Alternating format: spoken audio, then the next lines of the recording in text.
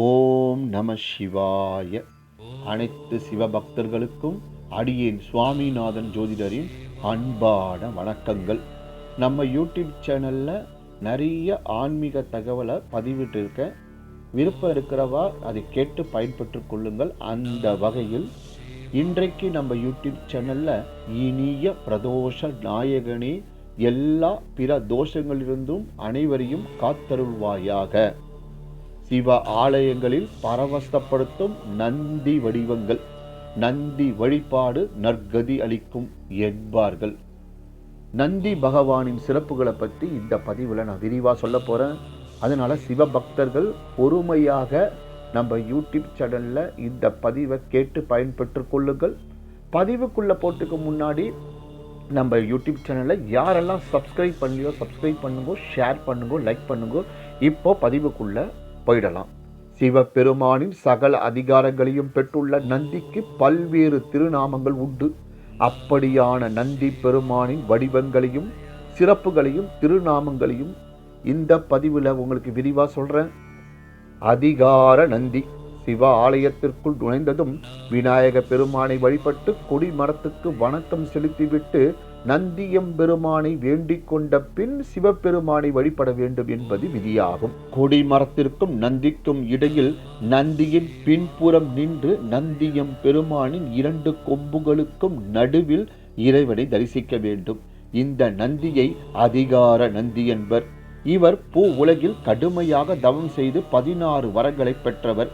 சிவ கணங்களின் தலைவர். மால்விடை நந்தி. சிவ ஆலயங்களில் கொடி மரத்துக்கு பக்கத்தில் இருக்கும் அதிகார நந்திக்கு அடுத்து ஒரு நந்தி காட்சி தரும். அது மால்விடை எனப்படும் விஷ்ணு நந்தி. திரிபுர சம்ஹார காலத்தில் திருமால் நந்தி வடிவம் எடுத்து சிவனை தாங்கினார் என்கின்றது புராணம். பிரகார நந்தி. கொடிமரம் இல்லாத கோவில்களில் சிவனை நோக்கி ஒரு நந்தி காட்சி தருவார். இவரை பிரகார நந்தி என்பர். தர்ம நந்தி. சிவபெருமானுக்கு அருகில் நெருக்கமாக இருக்கும் நந்தி தர்ம நந்தி என்று பெயர். இந்த நந்தியின் மூச்சுக்காற்று சுவாமியின் மீது பட்டு கொண்டே இருக்கும். அதனால் நந்திக்கும் சுவாமிக்கும் இடையே செல்லக்கூடாது என்று சாஸ்திரம் சொல்லும். 9 நந்திகள். பழமையான சிவ ஆலயங்களில் அதிகபட்சம் 9 நந்திகள் இருக்கும். அவை பத்மநந்தி, நாகநந்தி, விநாயக நந்தி, மகாநந்தி, சோமநந்தி, சூரிய நந்தி, கருட நந்தி, விஷ்ணு நந்தி, சிவநந்தி ஆகியன. இந்த 9 நந்திகளையும் நந்தியால் ஸ்ரீசைலம் ஆகிய திருத்தலங்களில் தரிசிக்கலாம். இதுவரையிலும் ஆலயங்களில் அருளும் நந்தி தேவர்களின் வகையை அறிந்தோம். இனி வித்தியாசமான கோலத்தில் நந்தி தேவர் அருளும் தலங்களையும் இந்த பதிவில் நான் உங்களுக்கு சொல்றேன். அண்ணாமலை நந்திகள். சிவபெருமானை நோக்கியபடி அருள்பாலிக்கும் நந்தி தேவர் சில தலங்களில் கோவில் வாயிலை பார்த்தபடி இருப்பதை காணலாம்.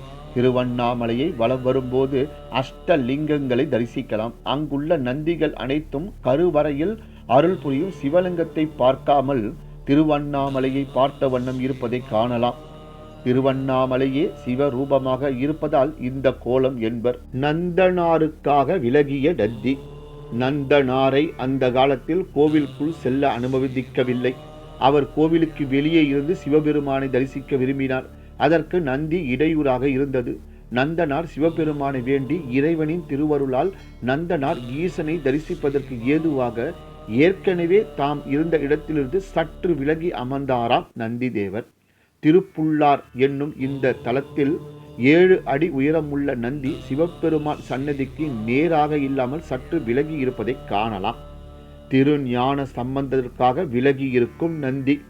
பட்டீஸ்வரம் சிவ ஆலயத்துக்கு ஞான சம்பந்தர் வெயிலில் வருவதை காணப்பெறாத இறைவன் தன் முத்துப்புடையை கொடுத்து அனுப்பிய திருக்கதை புராணங்களில் உண்டு.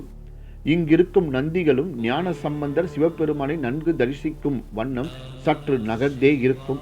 இதேபோல் நந்தி விலகியிருக்கும் தலங்கள் திருப்பூன்கூர், திருப்பூந்துருந்தி ஆகியவை ஆகும். காது இல்லாத நந்தி தேவர். குடந்தை நாகேஸ்வரம் தலத்திலிருந்து சுமார் 1 கிலோமீட்டர் தூரத்தில் உள்ள தேப்பெருமாநல்லூர் விஸ்வநாத சுவாமி கோவிலில் உள்ள நந்திக்கு வலது காது இருக்காது. காரணம், பிரளய காலத்தில் சிவபெருமான் எழுந்தருளிய தலத்தை தேடி ஓடி வந்ததில் ஒரு பக்கமாக வழுக்கி விழுந்து வலது காது பழுதடைந்து போனதாம். எனவே இவர் வலது காது இல்லாமல் காட்சி தருகிறார் என்பது நம்பிக்கை. வேலூர் அருகே உள்ள திருவல்லம் திருத்தலத்தில் இறைவன் வில்வ நாகேஸ்வரர், இறைவி தனுமத்தியம்பாள் அருள் புரிகிறார்கள். இங்குள்ள நந்தி சுவாமியை நோக்காமல் நின்ற நிலையில் புறமுதுகு காட்டி காட்சி தருகிறார். இதற்கு காரணம் என்ன தெரியுமா? ஒரு முறை கோவில் குருக்கள் சுவாமிக்கு அபிஷேக தீர்த்தம் எடுத்து வரும்போது கஞ்சன் என்ற அரக்கன் இடையூறு செய்தான். குருக்கள் சாமியிடம் முறையிட சுவாமி நந்தியை பார்த்து கஞ்சனை கவனிக்கும்படி சொன்னார். நந்தியிடம் அடிப்பட்ட கஞ்சன் இனிமேல் குருக்களுக்கு தொந்தரவு கொடுக்க மாட்டேன் என்று சத்தியம் செய்து கொடுத்துவிட்டு உயிர் தப்பினான். இருந்தாலும் அவன் மீண்டும் தொந்தரவு கொடுக்காமல் இருக்க கோவிலின் வாயிலை நோக்கிய வண்ணம் இறைவனுக்கு புற முதுகு காட்டிய நிலையில் உள்ளார். கும்பகோணம் அருகில் திருவைகாகூர் திருத்தலம் உள்ளது. இத்தல இறைவன் வில்வேனேஸ்வரர், அம்பாள் சர்வ ஜனரட்சகி. சிவபக்தனான வேடன் ஒருவன் கோவிலுக்குள் ஈசனை வணங்கி கொண்டிருக்கும் போது அவன் உயிரை பறிக்க யமன் வந்தான். சிவ ஆலயத்திற்குள் யமன் நுழைவதை கண்ட நந்தியும் துவாரக பாலகர்களும் தடுக்க யமன் திரும்பி சென்று விட்டான். மீண்டும் யமன் கோவிலுக்குள் வராமல் தடுக்க நந்தியம் பெருமாள் இங்கு வாயிலை நோக்கி உள்ளார். விருதாச்சலத்திற்கு மேற்கே 15 கிலோமீட்டர் தூரத்தில் உள்ளது பெண்ணாகடம். இத்தலத்தில் அருள்பாலிக்கும் சுவாமி சுடர் குழந்தீசர், அம்பாள் கடந்தை நாயகி. ஒரு சமயம் பெண் நாடகத்தில் கடும் மழை பெய்து ஊரை சுற்றி வெள்ளம் சூழ்ந்தது. அந்த ஊர் மக்கள் இறைவனை வேண்ட இறைவன் நந்தியிடம் வெள்ளத்தை உறிஞ்சி மக்களை காப்பாற்றும்படி ஆணையிட்டார். உடனே நந்தியம் பெருமான் கிழக்கு பக்கமாக திரும்பி மழையால் ஏற்பட்ட வெள்ள நீரை குடித்து மக்களை காப்பாற்றினார். அன்றிலிருந்து நந்தி சிவபெருமானுக்கு புறமுதுகு காட்டிக் கொண்டு வாசலை நோக்கி உள்ளார். சென்னைக்கு அருகில் உள்ள வடதிருமுல்லை வாயிலில் திருத்தலத்தின் இறைவன் மாசிலா மணீஸ்வரர், இறைவி கொடியிடை நாயகி. இத்தலத்தினை ஆட்சி புரிந்து வந்த தொண்டைமான் சிவபக்தன். இந்த மன்னனை அழிக்க அரக்கர்கள் படையெடுத்து வரவே மன்னன் இறைவனிடம் வேண்டினான். உடனே இறைவன் நந்தியம் பெருமாளை அனுப்பினார். நந்தி அரக்கர்களை ஓட ஓட விரட்டி அடித்தார். அரக்கர்கள் மீண்டும் திரும்ப வராமல் இருக்க போருக்கு ஆயத்தமான நிலையில் வாயிலை நோக்கிய வண்ணம் நந்தி காட்சி தருகிறார். காஞ்சிபுரத்திலிருந்து 30 கிலோமீட்டர் தூரத்தில் செய்யாறு அருகில் திருவோத்தூர் திருத்தலம் உள்ளது.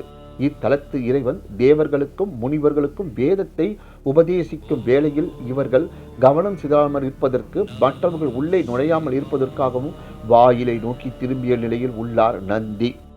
ஆந்திர மாநிலத்தில் உள்ள சுருட்டப்பள்ளியில் சிவபெருமான் ஆழகால விஷம் உண்டதால் மயங்கிய நிலையில் அம்பாளின் மடியில் பள்ளி கொண்டுள்ளார். இங்கு நந்தியம் பெருமாள் எதிரி இல்லாமல் தலைப்பக்கம் உள்ளார். கர்நாடக மாநிலத்தில் உள்ள நஞ்சன் கூடு என்ற தலத்தில் உள்ள நஞ்சுண்டேஸ்வரர் கோவிலில் நந்தியானவர் வாயிலை நோக்கி உள்ளார். இறைவனை வழிபட வருபவர்களை மனசுத்தி உள்ளவர்களாக மாற்றி முகர்ந்து அனுப்புவதாக ஐதீகம். கொல்லிமலை அறப்பள்ளீஸ்வரர் ஆலய நந்திக்கு வலது பின்னங்கால் கிடையாது. இவர் இக்கோவிலுக்கு அருகில் உள்ள புளியஞ்சோலையில் பயிரிடப்பட்டிருந்த கடலை காய்களை தின்பதற்கு இரவில் அங்கு சென்றார். இதனை அறிந்த காவலர்கள் நந்தியை பயங்கரமான ஆயுதத்தால் தாக்க நந்தியின் ஒரு கால் வெட்டப்பட்டது. அந்த நிலையில் அப்படியே கோவிலுக்கு வந்து அமர்ந்தார். அந்த தோற்றத்துடன் இன்றும் காட்சி தருகிறார் நந்தியம் பெருமான். இதுபோல் வித்தியாசமான தோற்றத்தில் காட்சி தரும் நந்தீஸ்வரர் அருள் புரியும் சிவன் கோவில்கள் மிகவும் போற்றப்படுகின்றன. சிவராத்திரியின் போது பிரதோஷ காலத்தில் போதும் இறைவனுடன் அங்கு அருள்பாலிக்கும் நந்தீஸ்வரரையும் வழிபட்டால் வாழ்வில் வசந்தம் வீசும். அகிலம் காக்கும் அண்ணாமலை ஈசனே, என்னை ஆளும் நேசனே, சிவ லோக நாதனே, சிவமே என் வரமே, சிவாய நமக, சிவமே ஜெயம், சிவமே தவம், சிவனே சரணாகதி. அகிலம் காக்கும் அண்ணாமலையார் மலர்பாதம் பணிந்து இன்றைய விடியலை மனம் உவந்து நமக்கு அளித்த இனிய ஈசனுக்கு நன்றியுடன் கோடான கோடி ஆத்ம நமஸ்காரங்கள். உலகில் முதல்வன் எம் பெருமான் எம் தந்தை சிவனாரின் இனிய ஆசையுடன் அன்பான சிவ வணக்கங்கள்.